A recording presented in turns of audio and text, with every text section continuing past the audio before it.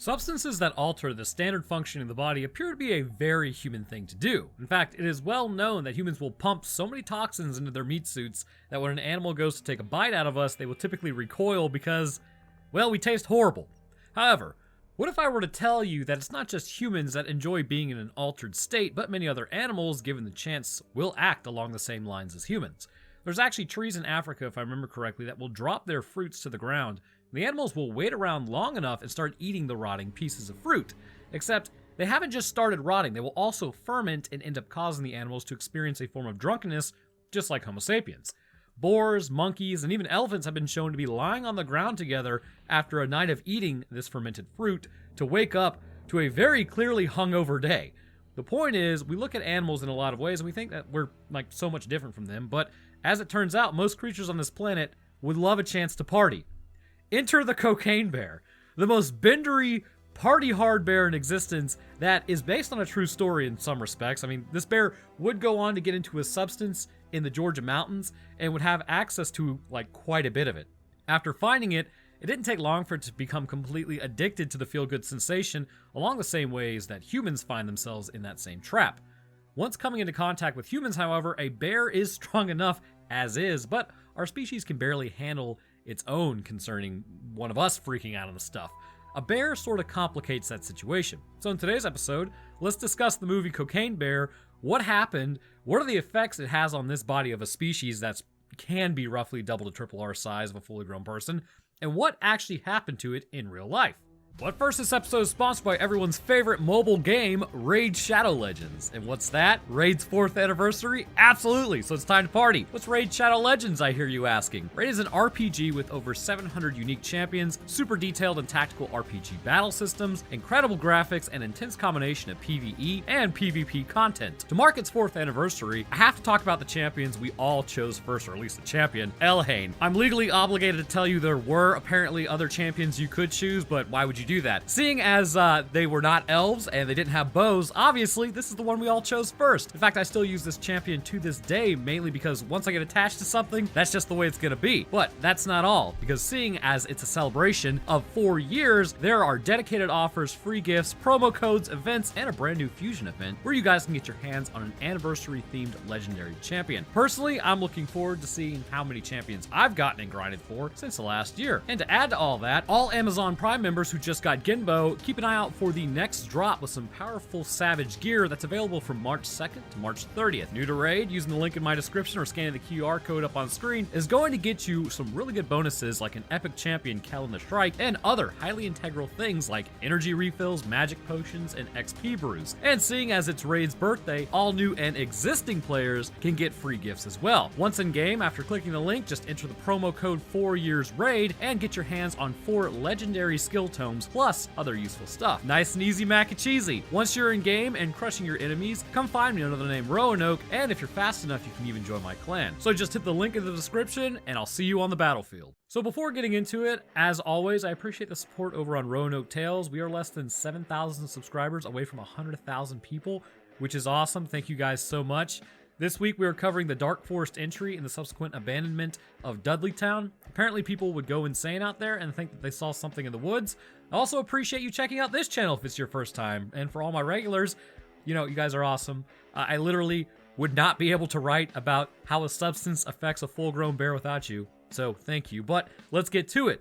We open up our story with some Jefferson Starship, which I cannot play or I'll be copyrighted hit into oblivion. A dealer in a plane is throwing cargo out the door and plans to parachute down to collect it. This is actually a relatively common thing supposedly back in the day. Likely not as common anymore as the skies are basically unbelievably patrolled over the US, but hey, you never know, it could still happen. As he throws the last bag, it appears he may have gotten into his own supply, so he would be feeling it, Mr. Krabs, a little bit, and in this moment, that's going to be his downfall. As he jumps, he ends up smacking his head into the upper lip of the doorway, knocking himself unconscious. Now, the thing about parachuting unconscious is, you're gonna have a tough time opening your chute. Then we get based on true events. Usually that just means it was never as cool as the rendition you're about to watch, but then we get some information about black bears. They rarely attack people. You can kind of think of black bears as oversized raccoons, really. They will attack, but fighting them usually works. Just remember the saying, if it's black, fight back. If it's brown, lie down. If it's white, good night. Polar bears will just, well, they'll straight up eat you for fun. I mean, you're not really surviving that unless you've got, like, A really good answer to them. Anyways, we move into the Chattahoochee National Forest, which I just got back from a camping trip out there. It's crazy to think that 1985 was almost 40 years ago, and I bet you feel old, don't you? Because I know part of my audience, they're just like me, they're really old. But we're back in my neck of the woods, Georgia.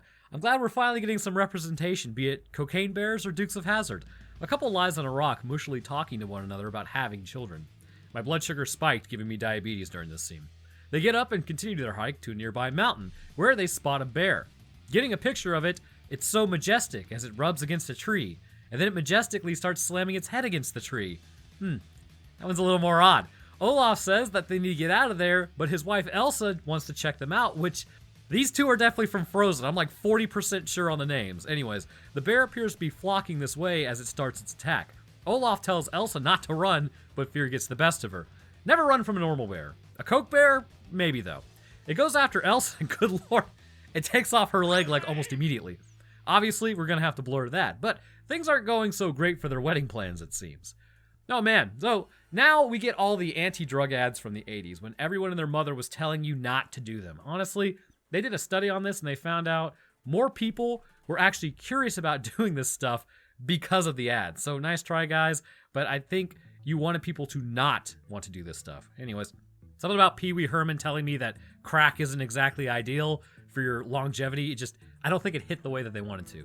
Anyways, we get a news report about how up in Knoxville, Tennessee, a body of a person was found who didn't open their chute, and with them, some of the stash had made it there, which tells the cops, yep, this is an illicit substance issue, which I believe, I'm not 100% sure, but I think that these were actual interviews being done, and one guy was just straight laughing about a guy falling to his doom. Anyways, two officers talk about the dealers as a senior officer recognizes who it is pretty easily. The group he belonged to are tied to Colombia, which is fairly unsurprising given like the title of the movie. Always wear a helmet when jumping out of a plane is my advice. Meanwhile, while that's going on, a man named David meets up with his boss Sid to discuss the issue at hand. He tells David that the stuff should be down in Chattahoochee, Blood Mountain to be exact, which I just came off that mountain not long ago, and that he needs to pull his son out of his funk, go down there, and retrieve it before it gets found. He also tasks David with basically getting his son, Eddie, to pick up his grandson, Gabe, because he's tired of watching him. Apparently, a woman named Joni bit the dust, which made Eddie quit the business. Over in the Chattahoochee, Georgia area, a mother is getting ready for work as a nurse, and her youngling Deidre is about to go to school, except I don't think she's going to school. I think she's like home for the day. Anyways, who knows? Meanwhile, over at the bar, which this is going to happen a lot, the movie jumps like you wouldn't believe. It's almost like this movie was written by a cocaine bear. David talks to Eddie, who's still pretty depressed. They watch the news as a trucker then looks over, and they talk about what happened, which means that guy's probably listening, which we'll get to that in a moment.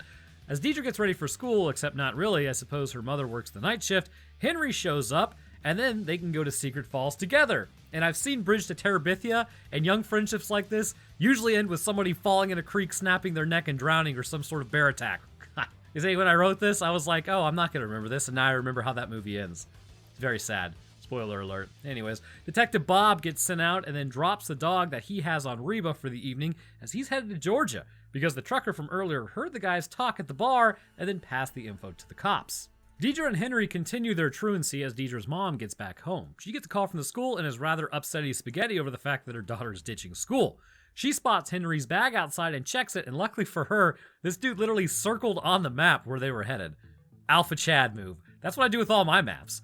So now we jump over to the ranger post in the Chattahoochee Park, putting on some perfume as a younger person shows up. I don't know, this guy is definitely in his 30s. She questions him about being the Turd Ferguson who's been showing up and littering, and also possibly doing other things. He talks his way out of it as the wildlife inspector that she put the perfume on for shows up. Deidre and Henry then stop off at a bulletin board to check out the map as Deidre ends up finding a package of some sort in the bushes. So again, it's the 80s, and they have been inundated with anti-drug ads as they talk about it. Henry says he does this stuff all the time, so they both attempt to eat like an unreal amount of it. And as they do, our old pal CB shows up, which is Cocaine Bear, and they both take off running. Yes, very good. While the horrendous tragedy waiting to happen is going on, David stops off at a payphone. I know, right? The ancient relics. He starts talking with Sid, and he's told that the cops are now going after them because David talked. So Wings of Love starts playing, which apparently was Joni's favorite song, which then sets off Eddie. And he says that they're not friends with David, or he says he's not friends with David, and that he's angry at his dad, and he wonders if his dad was somehow involved with Joni's end. Although Joni had cancer, so you can't really give someone cancer, can you? Well, strap in, because maybe.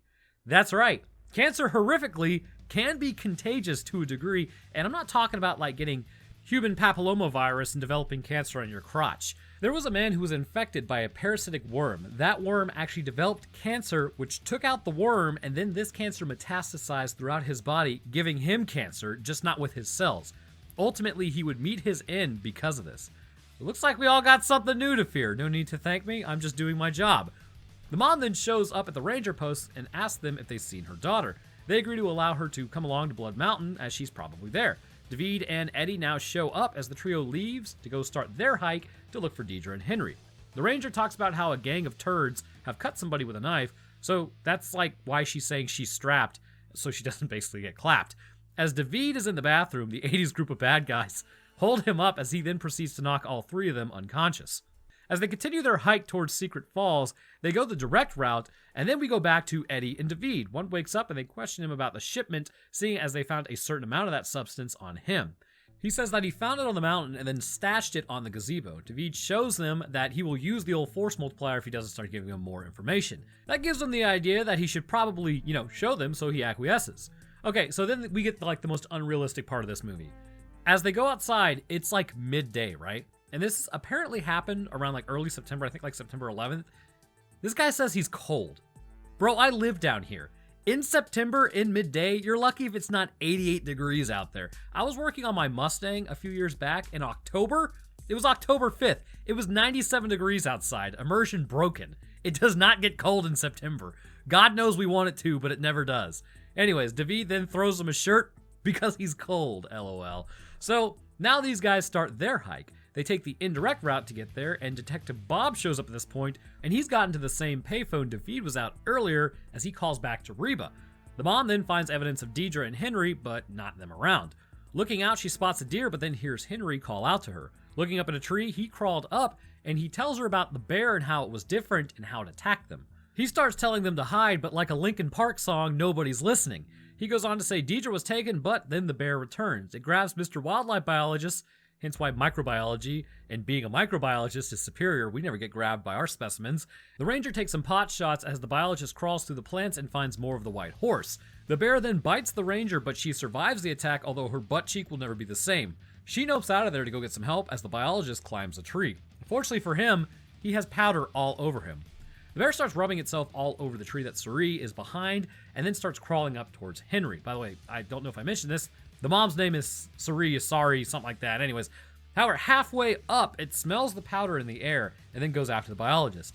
Now, have you ever been like punched or kicked in the inner thigh or burned yourself or ran into a table somehow? It's kind of a weird area to hit, but there are like a ton of nerve endings in there. Actually, what's interesting about the human body and kind of the failing of our biology is there's a triangle centered right there that our femoral artery is just right behind, and there's like no protection except for the skin and maybe like a little bit of muscle. It's actually quite interesting because if we were quadrupedal, the outside of our leg would protect this sensitive area. But because we stand upright, our artery is exposed to the world.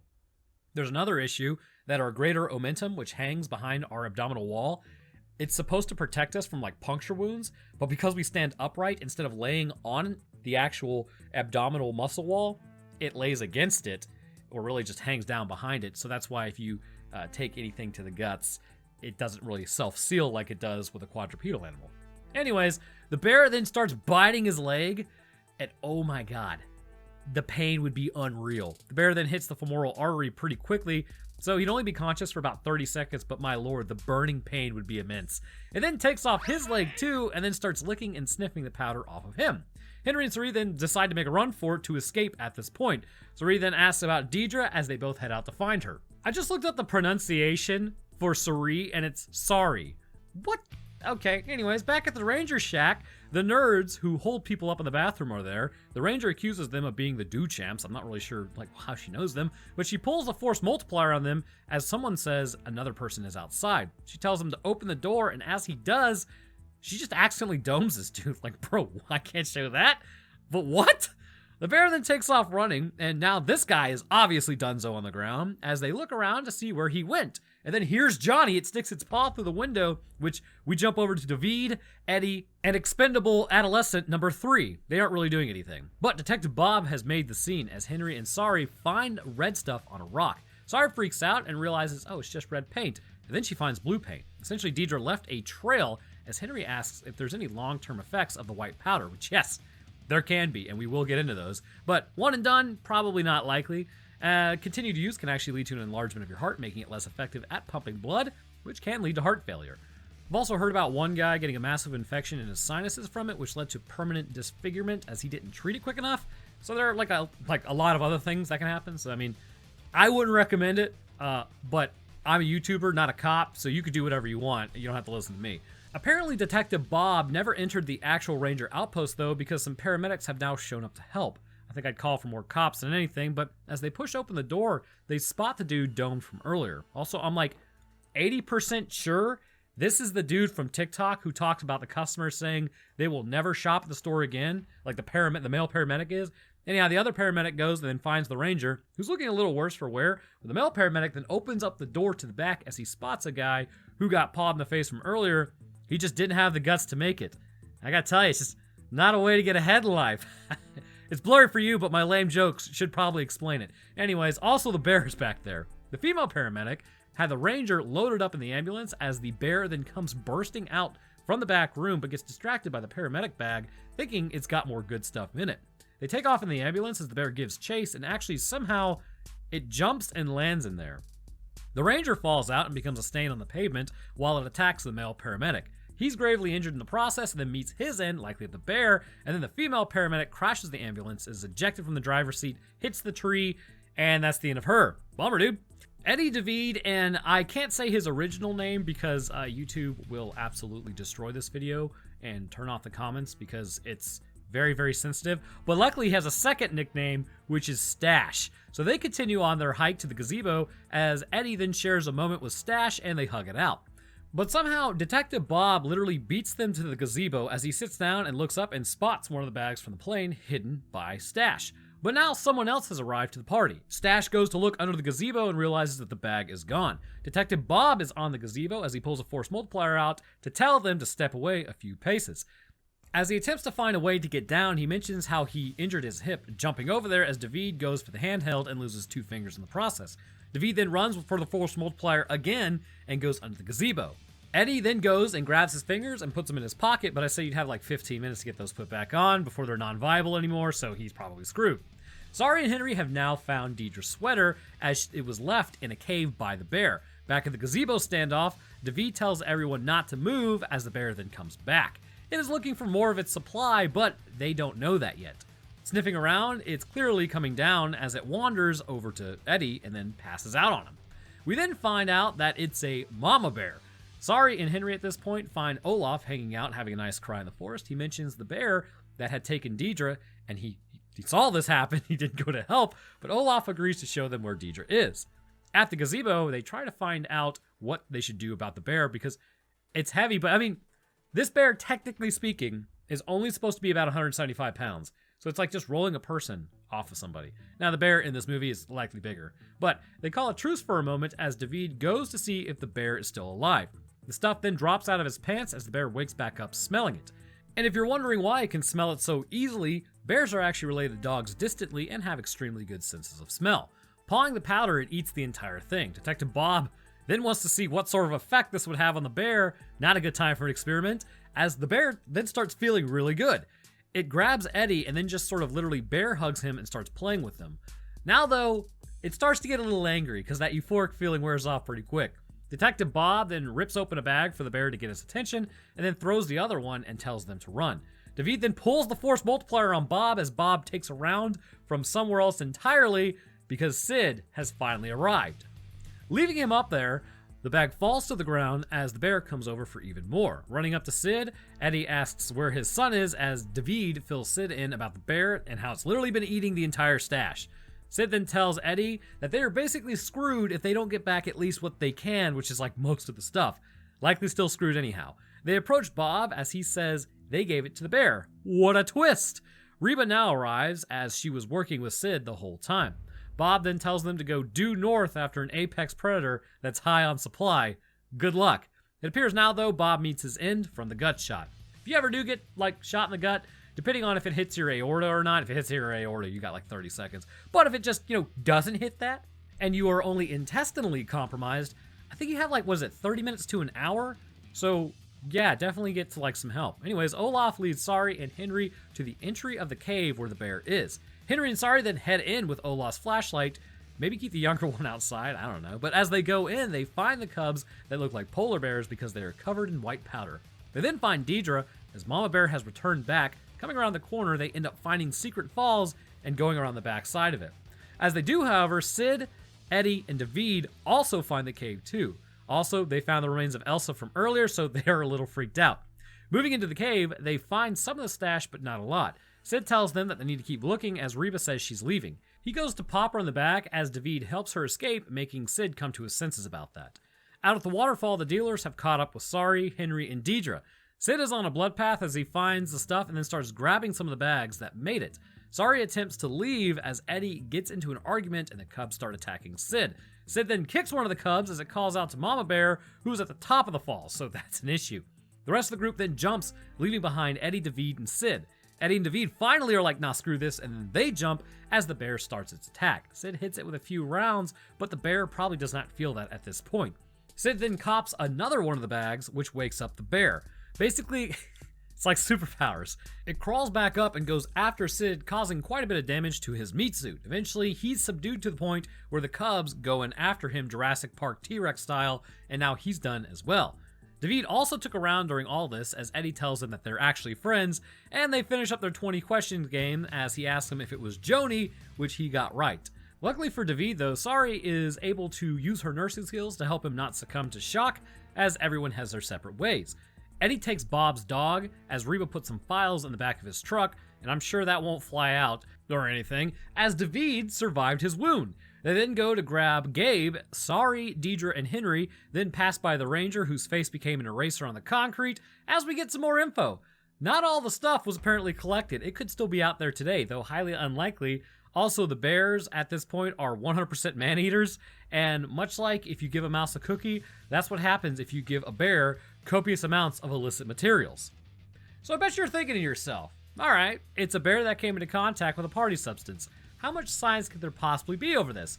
Well, it isn't the 80s anymore, champ. We know a lot about stuff and how this plant and its subsequent powder form affects the nervous system, gastrointestinal process, and muscular system, as well as circulatory. So, let's kick this thing off right, and in the right way, and get into the actual effects of what happens when you give a bear cocaine.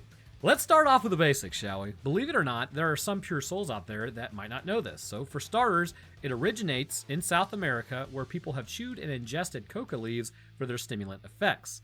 There seems to be some confusion about chocolate coming from the same plant, probably due to the similarities in names, but one is cacao and the other is coca.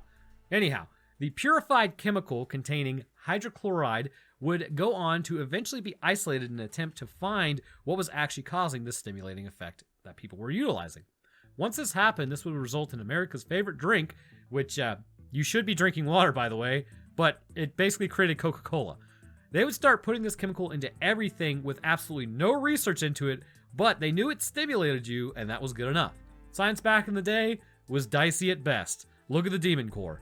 Other more promising uses besides just it'll make you feel good would come out of this era as well, as it would be deployed and developed in a more local anesthetic way to block out pain during things like surgery, but as it was used more, it became apparent the effects of this chemical were highly addictive. In fact, I'm setting up my soapbox real quick.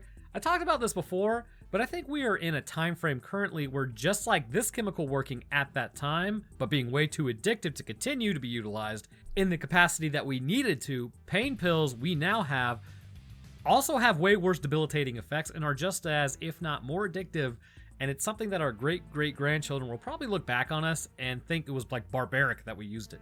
Remember, even if it's a prescribed pain pill, if you can forego taking them and get by on like an NSAID or acetaminophen to manage the pain until you heal, then absolutely 100% do that. Some people have different tolerances because they straight up get addicted, and nobody is quite sure what their individual threshold is. I mean, if you can't, there's nothing to worry about. Take your prescribed medication. But when it comes to pain pills, you need to be very, very careful. Just be aware of what it can do.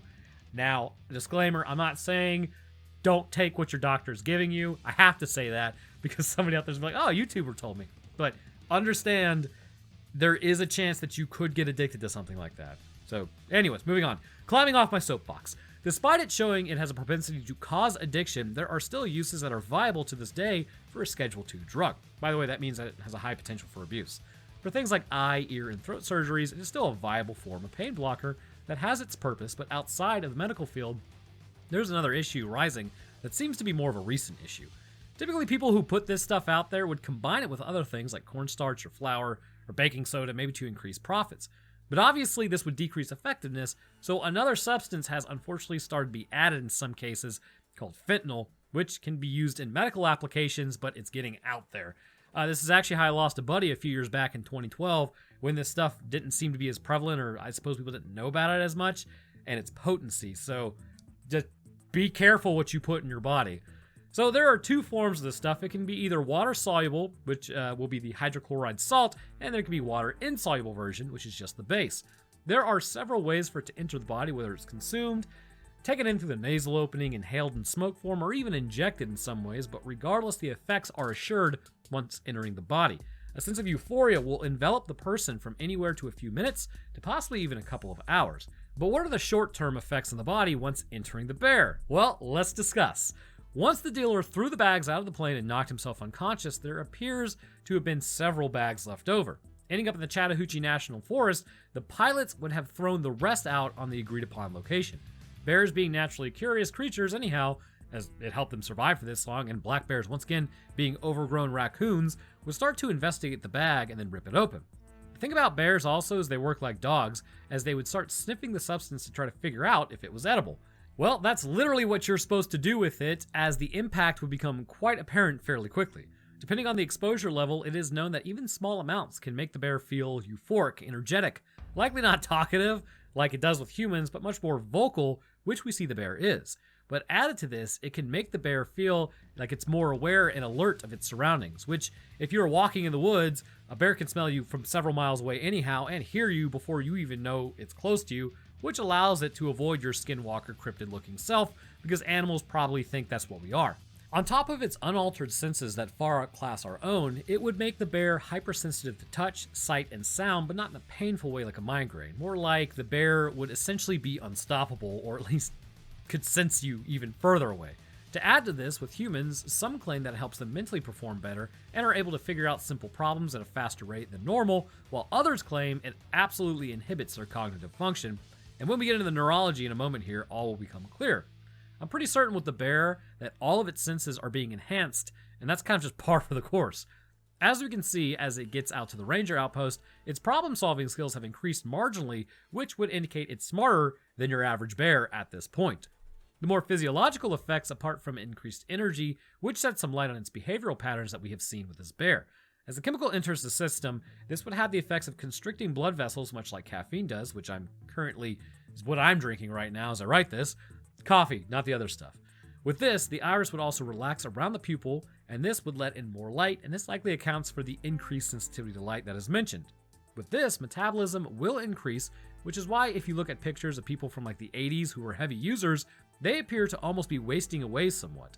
Body temperature will increase, leading to sweating and potentially dehydration.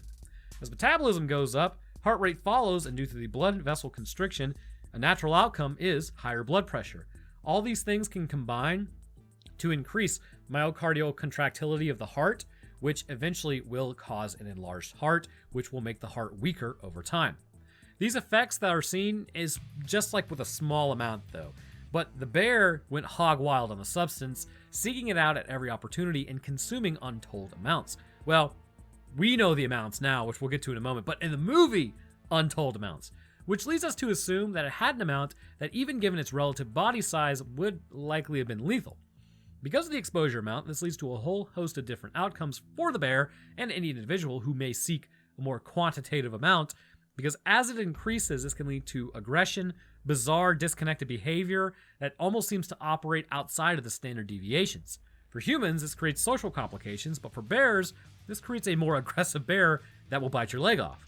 Likely after several exposure events, and to the amount that the bear was exposed to, this would begin to induce a feeling of restlessness, irritability, which is great when dealing with a highly irritable bear, and the bear would also likely be in a state of extreme anxiety, paranoia, and borderline panic.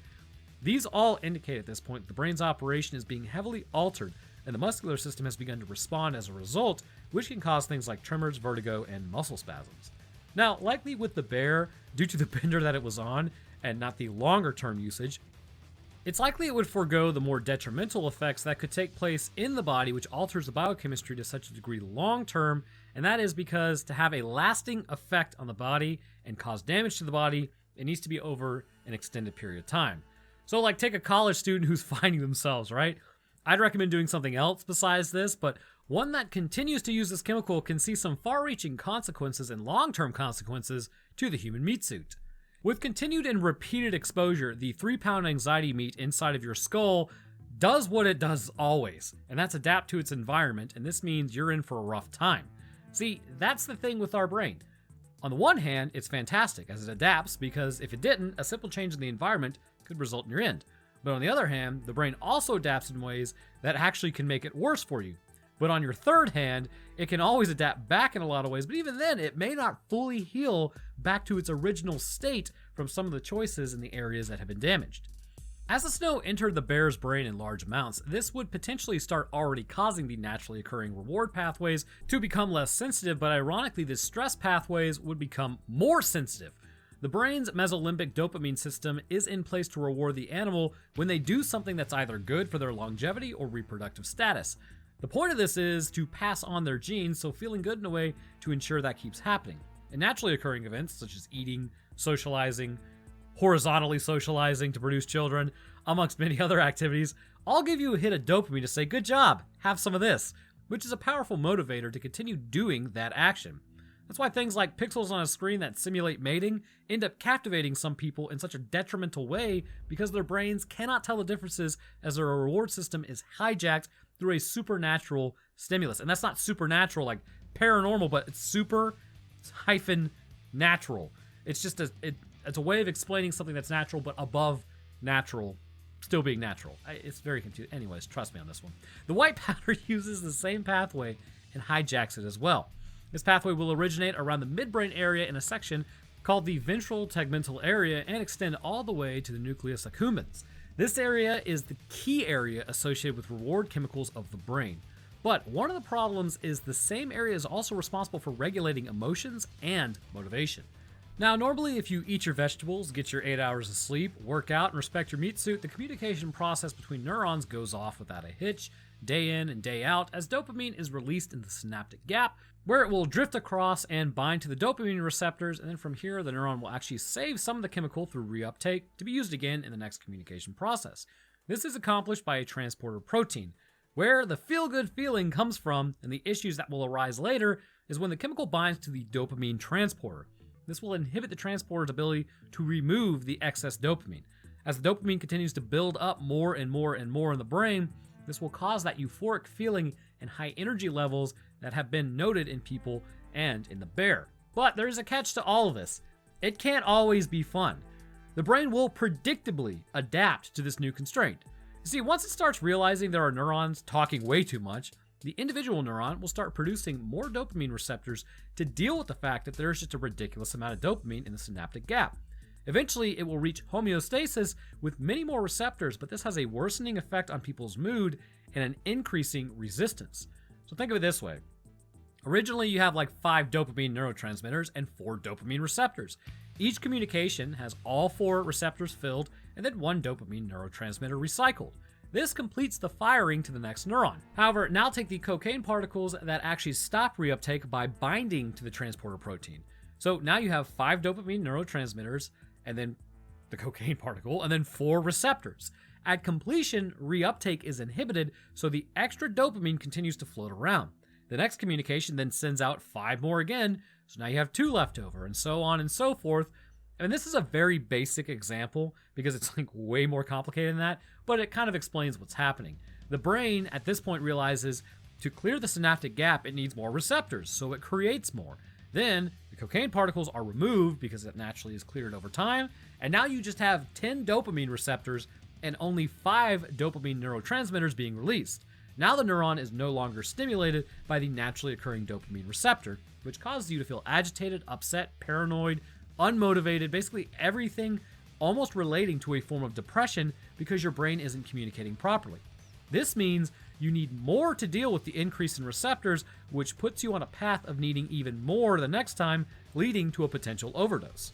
As the dosage needed to feel the same effects continues, this would take a bit of time, longer than you would think for a bear, but considering the absolute continued state that it was operating in, we can assume some of the changes were beginning to take place. The bear needed a higher and higher dose to feel the same effects, and with that, it may have begun to lose touch with reality in general, which is why it latched onto Eddie after consuming the entire brick and was trying to play with him. This could also be brought on by hallucinations, which we can be certain that does actually happen.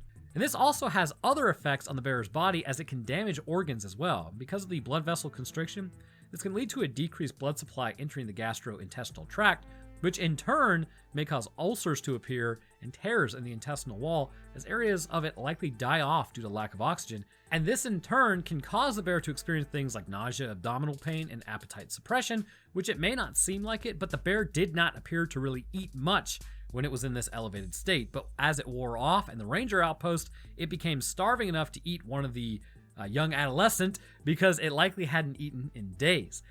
The delay of ghrelin signals to the brain due to decreased blood flow to the stomach causes things like malnourishment and weight loss to set in. When the bear finally does come down, energy levels tank, as seen when it literally just falls asleep on Eddie at the gazebo. Exposing itself to more of the baby powder, this can actually induce other neurological problems in bears that they usually don't think about, such as Parkinson's disease, and can cognitively impair the bear as well, such as an issue arising with sustaining attention, impulse inhibition, memory, making decisions involving rewards or punishments, and performing motor tasks. Basically, all of those get messed with. What's worse is for the cubs that grow up utilizing the substance, they can basically attend bear parties in their adolescence, and it can increase their sensitivity to other substances, which could result in an easier overdose situation, with younger bears around not rendering proper aid and calling the bearbulance because of the perceived retribution by the bear authority in the area, likely smoking. The cognitive issues the bear would also suffer reach past just dopamine receptor issues. There's another neurotransmitter in the brain that seems heavily affected by the substance, and this would be glutamate. Glutamate is an excitatory neurotransmitter that when exposed to powder, or your brain's exposed to the powder, this is affected. It can have an issue of changing how much is released and how much is reuptaken. This can result in further depression, much like in the dopamine system, beyond just subduing the reward system and move into the other areas of the brain that function in an impaired state. Brain scans of animals, such as bears, but probably more in line with mice, have shown that after long-term exposure, glutamate levels tank and overall, the activity of the brain along with it. This can further induce aggression and irritability, as well as leading an animal to make worse decisions as their brain isn't playing with a full deck of cards anymore. We see the beginning stages when the bear is consistently seeking out more of this material to ingest, or is just completely transfixed if smelling it in the air. It is likely at this point that the bear is no longer operating on just the desire to continue to climb up and up and up, but is also seeking a way to stop the bad feeling associated with this withdrawal. This is noted as when the bags were thrown out of the plane, they were orange with a handle, and when the paramedics arrived to assist the ranger outpost area, the bear is completely thrown off by seeing a similar looking bag, despite not smelling the actual substance. This association goes beyond just reward and has now turned into staving off withdrawal, and also reward, because let's be honest, that's definitely mostly a part of it, so it is what it is. But when this stuff was taken away in animal testing, the stress induced on the animal would send it into bouts of aggression, which is interesting to think about. A functioning brain is less aggressive, an impaired one is more aggressive, so it almost seems like aggression is a baseline for an animal. Possibly to keep it alive, I mean that would make sense. But lastly, This chemical can induce a rise in stress hormones, leading to even further psychological symptoms such as everything mentioned and a complete crash out once the material has left the system. However, at the end of the movie, we see the bear and its cubs are aggressive with humans as they have now associated humans with the material that they are currently addicted to. So, what actually became of Pablo Escobear, or affectionately known as Cokey the Bear in real life? Well, this was a 175-pound or 79-kilogram bear that ended up actually succumbing to the same thing that would happen with an animal. I was unaware, but I'm actually 18 pounds heavier than this bear, leading me to believe that I might be able to take it in a fistfight. But on September 11th, 1985, former Lexington Police Department narcotics officer turned drug smuggler Andrew C. Thornton II was trafficking cocaine from Colombia to the United States. After dropping off a shipment in Blairsville, Georgia, Thornton had an accomplice departed in a self-piloted Cessna 404 Titan. En route, the duo then dropped a load of 40 plastic containers of cocaine into the wilderness before abandoning the plane above Knoxville, Tennessee. Thornton was killed instantly when his parachute failed to open, according to the FBI, and then Thornton dumped his cargo, prior to being taken out, because the load of 2 men in addition to the cocaine was too heavy for the plane to carry. On December 23rd, the Georgia Bureau of Investigation reported finding a dead black bear that had eaten a large amount of cocaine from the jettisoned containers. The containers held about 75 pounds or 34 kilograms of cocaine, valued at over like $20 million, $55.6 million adjusted for inflation, and by the time the scene was studied by government authorities, all the containers had been ripped open with their contents scattered. The chief medical examiner from the Georgia State Crime Lab, Dr. Kenneth Alonzo, stated that its stomach was literally packed to the brim with cocaine, although he estimated the bear had absorbed only like 3 to 4 grams in its bloodstream at the time of its death. Dr. Alonzo did not waste the body of the bear, so she had it taxidermied and gave it to the Chattahoochee River National Recreation Area. The bear, however, disappeared until it emerged again at a pawn shop.